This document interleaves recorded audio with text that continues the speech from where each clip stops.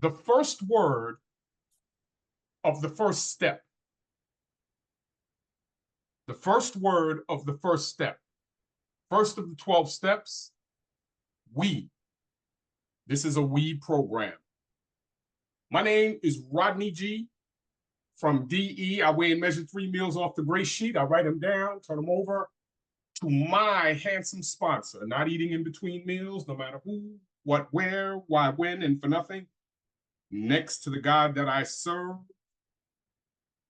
the most important thing that I do every single day is to lay my food on that scale, remain within the confines of this program, and not eat in between meals.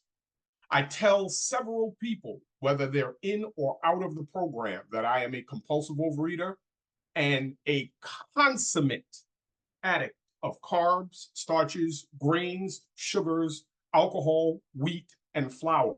And if I do that, I get one more chance to remain sane with this gray sheet body and this gray sheet mind. It's been a hell of a story and a hell of a journey in this gray sheet. I continually discover things every single day because I weigh and measure 3 meals off this gray sheet, and I write them down and I turn them over to a sponsor.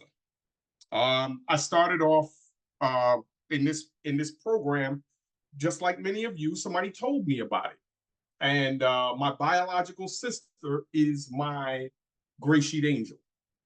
For those of you who are new to the program, a gray sheet angel is the person who tells you about the program. And boy, I'll tell you, between the two of us, we have struggled mightily to have or maintain or get to abstinence. We both understand that we are addicts. And at this point, I'm going to stop speaking about her. She will speak for herself when she is available to do so. But I need to speak for myself right now. Back around 2004, I was introduced to this program. I come from, as you've heard this term before, I come from very high numbers. I have been upwards of 500 pounds, above 500 pounds in many cases. I've got pictures, but this computer is acting up a little bit funny. So I'm gonna I'll try to show you maybe through my phone a little bit, because they say pictures speak 1,000 words. So my pictures speak more like 10,000. So you'll see the difference. Anyway, while I'm pulling them up, okay, here's a one in my 20. Okay, so I'm about maybe 380, 390 in that picture. And then it's pretty amazing what weighing and measuring can do for you. Okay, this one's a little bit, sorry about the food, I'm trying to block it a little bit. I'm about maybe 350, 360, maybe 370 at that point. This is a fun one.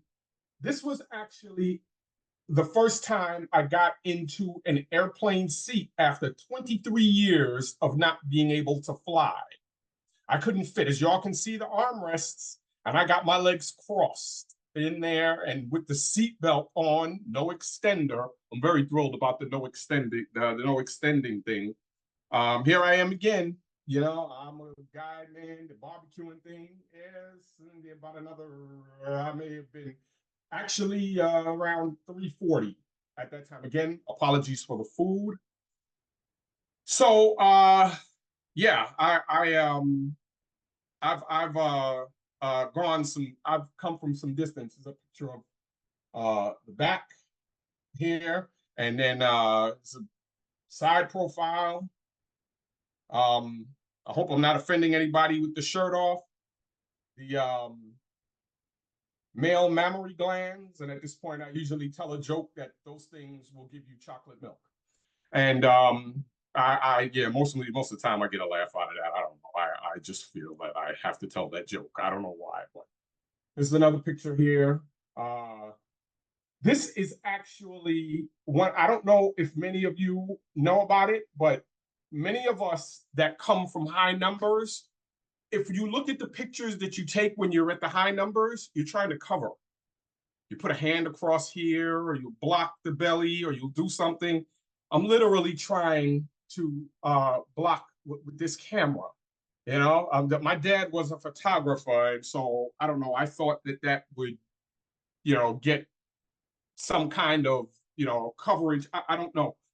But one thing I will tell you, in my mantra, I talk about the sanity that I have from being in this program.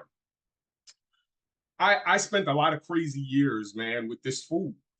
This food has done some stuff to me, man, that it's still pretty emotional at times. I had a wife, 20 plus years, coming up Father's Day this year. It's 4 years that she has gone on to glory. I miss her. Um, Trying to get back, the dating world and everything like that. Been kind of lucky there.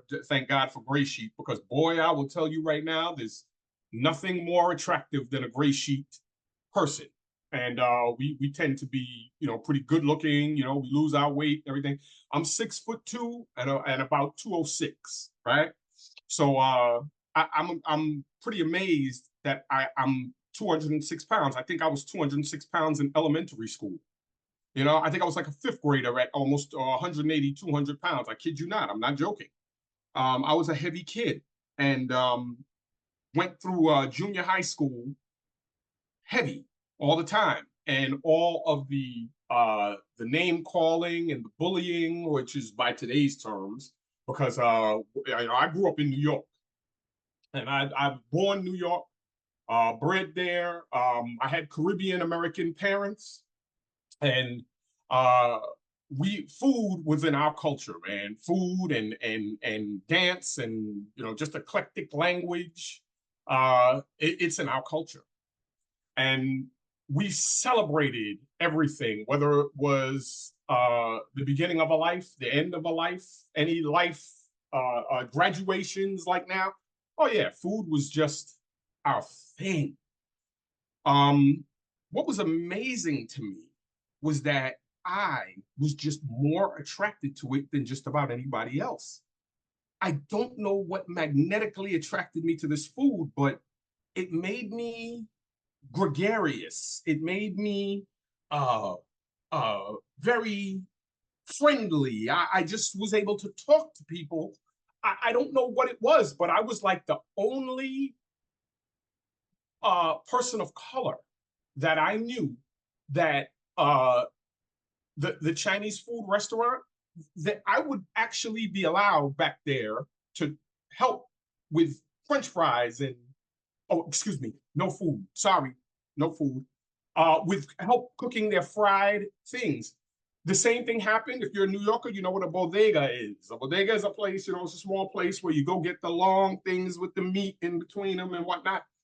And I was allowed to go back there, and I was just trusted. I don't know what it was like.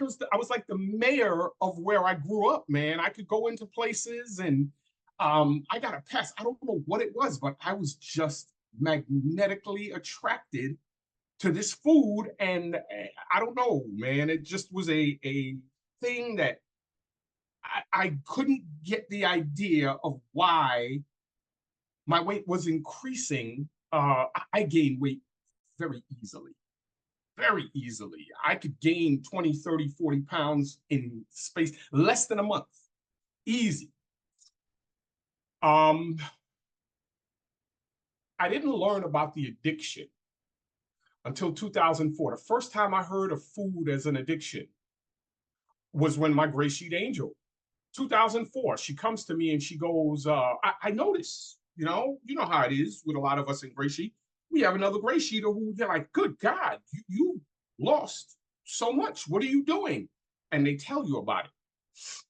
And so here comes my sister with this thing about, she says, I said, what are you doing? You look great. What are you doing? Is that 10 minutes down? Okay, 10 minutes down. I got 5 minutes left. Okay. So sister comes, tells me, hey, I'm allergic to sugar, right?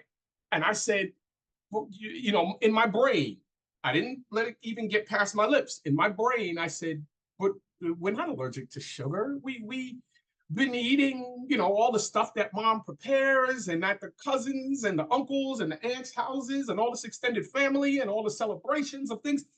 And I said, my God, where are you coming from with this? Something told me, Rodney, don't say a word, just listen. And anybody that's new here, please, I'm telling you, if you've done like me and you've tried all these other programs and they don't work for you, and now you're here, trust me when I tell you, open your ears and listen. God bless my sister, because with that, I decided to go to my first Gray Sheet meeting. And back then, this was in New York, the ICANN Club on Farmers Boulevard. I call that place out a lot. It was a building where they had AA meetings, NA meetings, and stuff like that, but they had Gray Sheet meetings. Went in there, not another male around, and I couldn't care less. I sat down in the chairs, and I decided that I was going to listen.